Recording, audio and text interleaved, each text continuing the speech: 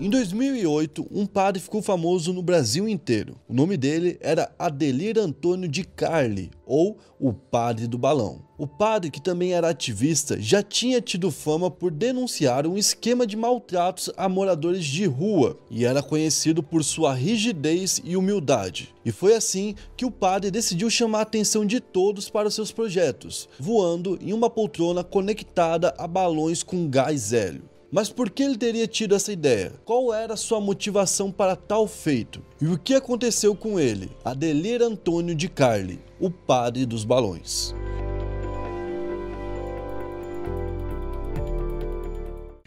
E aí pessoal, beleza? Meu nome é Bruno Fabio, esse é o Planeta Novo, e se você ainda não é inscrito do canal, vai se inscrever agora e deixar o seu like para ajudar a gente. No vídeo de hoje, a gente vai contar sobre o Padre do Balão, e é mais um episódio aqui do Brasil Bizarro. Então já vai deixando o like, qual que vai ser a meta de like de hoje? Meta de like, isso aí foi um marco muito histórico pro Brasil, né, que marcou bastante gente, galera. Virou música. Isso, então eu quero aí, o quê? 45 mil likes. 45 mil likes, já deixa o like aí. Não, deixa ajuda o like, o galera, canal, certo? favor. E bora pra história.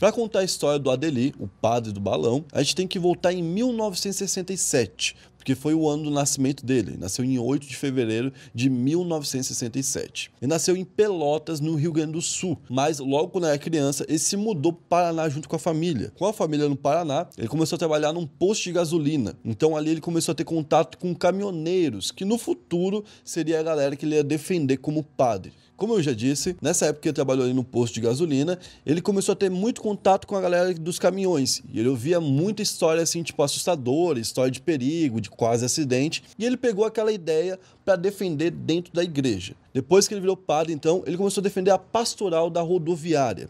E foi dessa forma que ele teve contato em 2006 com um esquema que existia para se livrar de mendigos lá de Paranaguá. Como que funcionava esse esquema? Os mendigos eram pegos de madrugada, prometendo que eles teriam abrigo, comida ou algo do tipo, e levados para cidades muito longe para não voltarem mais para a cidade de Paranaguá. Normalmente eles eram soltos ali em São José dos Pinhais ou Curitiba. Então tem uma distância ali entre Curitiba e Paranaguá de mais ou menos uns 100 quilômetros. Imagina os caras terem que voltar para onde eles estavam antes.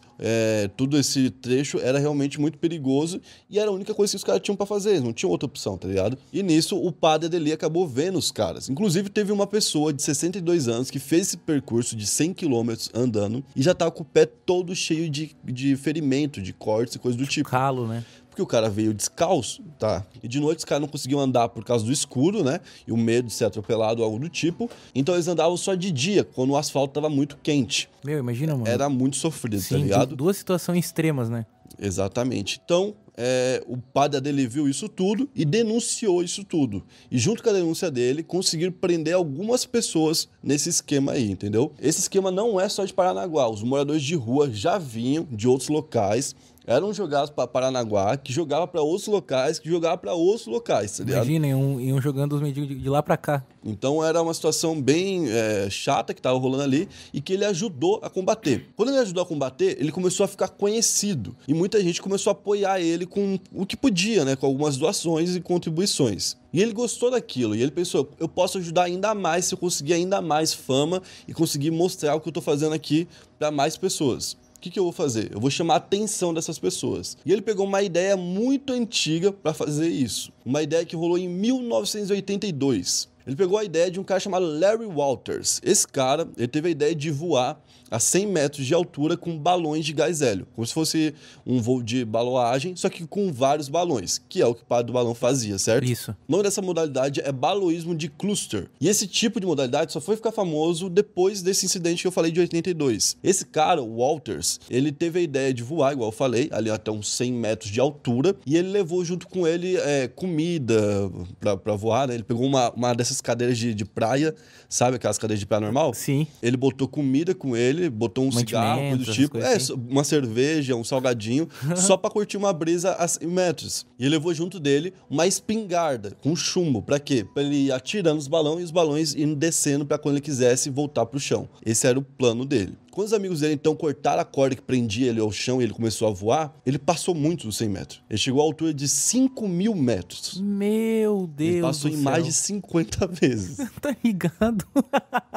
E esse cara conta que ele ficou desesperado, ele não sabia o que fazer, obviamente, e ele tinha medo de dar tiro no balão e cair lá de cima, e não tinha nenhuma outra segurança. Ele tava só numa cadeirinha de praia e vários balões. Meu Deus, que loucura, mano. Então o que aconteceu? Ele chegou nessa altitude de 5.000 metros, quando ele chegou lá ele falou, cara, não tenho o que fazer, eu tenho que estourar esses balões. E ele começou a dar tiro nos balões, temendo que pudesse cair, imagina. Ele foi atirando num balão da esquerda, num balão da direita, num balão da esquerda, num balão da direita e foi baixando. Só pra ir nivelando, né? E foi baixando, foi vindo. Ele foi notado por alguns aviões, inclusive. E ele foi baixando, baixando, baixando. Aí, até que em um certo momento, ele deixou cair da mão dele a arma. E a arma caiu no mar. Ah, eu não acredito, mano. Mas ele teve a sorte que os balões continuaram descendo, até que eles ficaram enroscados numa rede de fios elétricos. E ele conseguiu descer e ficou vivo, cara. Ah, graças a Deus, mano, que sorte. O cara pagou somente $1.500 de multa e chamou muita atenção na época. E só pra adicionar uma curiosidade, esse cara era caminhoneiro. Nossa, tipo, que coincidência, mano. Exatamente. E ele tava fazendo isso para realizar o sonho dele de viajar voando, porque ele queria ser piloto, mas não conseguiu ser piloto porque ele tinha problema de visão. Bah. Então, além de tudo, ele tinha problema de visão enquanto fazia isso.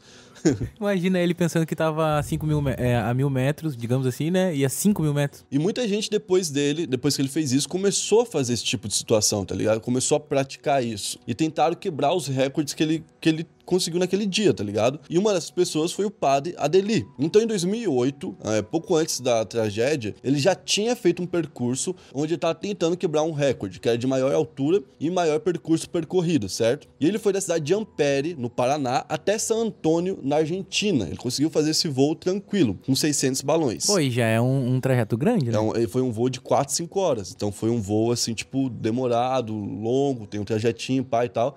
Ele tava se sentindo confiante. Eu acho que foi esse o problema. Então ele teve a ideia de fazer uma nova travessia, onde ele ia atravessar o estado do Paraná, tá? Inteiro. E ele ia fazer isso. Ele ia atravessar o estado do Paraná inteiro, com mais de 1.000 balões, e ia chegar na altitude de 6.000 metros. Então, tipo, ele queria... Meu, é muito alto, mano. E para isso ele tava levando com ele 5 dias de refeição, para caso desse alguma coisa errada, uma manta térmica para caso ele precisasse. Ele tinha também GPS, telefone, tinha tipo de tudo que ele pudesse precisar. E além disso, ele tinha feito um curso de sobrevivência na floresta, curso de alpinismo e curso de vários tipos de coisa. Então ele tava tipo meio que preparado para o que desse e viesse. Sim. Só que no dia 20 de abril de 2008, que o dia que ele foi fazer, o tempo tava muito ruim. O tempo estava fechado e estava chovendo muito. Qual que era o problema do tempo estar fechado? Como o céu tinha muita nuvem, não ia ter como ter um avião acompanhando ele, certo? É, tipo, a galera em terra não ia conseguir observar ele lá no céu e ele não conseguia... A galera do céu não ia conseguir observar ele também. Isso. E como ele não era um avião, ele não era visto no radar. Ele era só um ser voando, tá ligado?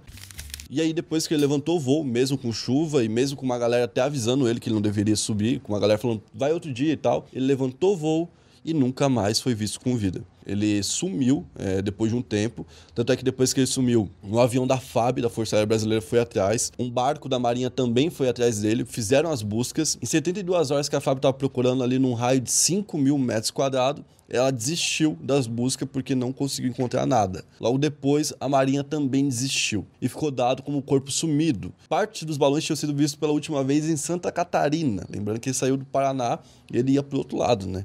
E aí ele acabou sendo achado em Santa Catarina, os balões. Enquanto isso, o padre continuava sumido. Até que 3 meses depois, ele foi encontrado no navio da Petrobras, perto de Maricá, no Rio de Janeiro. Então, tipo, olha onde estava o corpo dele. E o corpo dele não foi encontrado por completo, não foi encontrado o corpo dele inteiro. Foi só a parte de baixo, assim, do tronco para baixo, das pernas, entendeu? Então, a parte de cima dele nunca foi encontrada, essa parte. Ele pode ter sido vítima de tubarão, alguma coisa assim, né? Várias coisas podem ter acontecido que a gente não sabe, né? Mas A gente imagina que algum animal possa ter comido ali alguma parte dele, infelizmente. E ele também estava num estado bem avançado já de decomposição, e os caras desconfiaram que pudesse ser ele, fizeram então um exame de DNA para ver e era ele mesmo. Então foi assim que eles acabaram encontrando ele. O padre ficou muito conhecido, é conhecido no mundo todo, já apareceu em até alguns episódios gringos sobre mortes que foram esquisitas e coisas do tipo. Ele ganhou até o prêmio Darwin, que é o prêmio que ele fala sobre pessoas que tiveram mortes do tipo, né? Muita gente acha que o filme Up, Altas Aventuras, foi baseado na história do padre, porque foi lançado um ano depois do que aconteceu.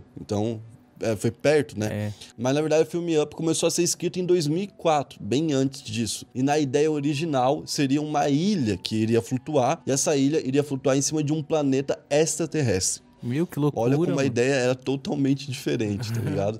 Então, essa é a história do Padre Balão. E se você gostou dessa história, quer conhecer mais histórias do Brasil e conhecer mais vídeos do Brasil Bizarro, entre aqui na playlist do Brasil Bizarro, que vai estar aqui na descrição, e ver todos os vídeos. Valeu? É nóis. Até a próxima.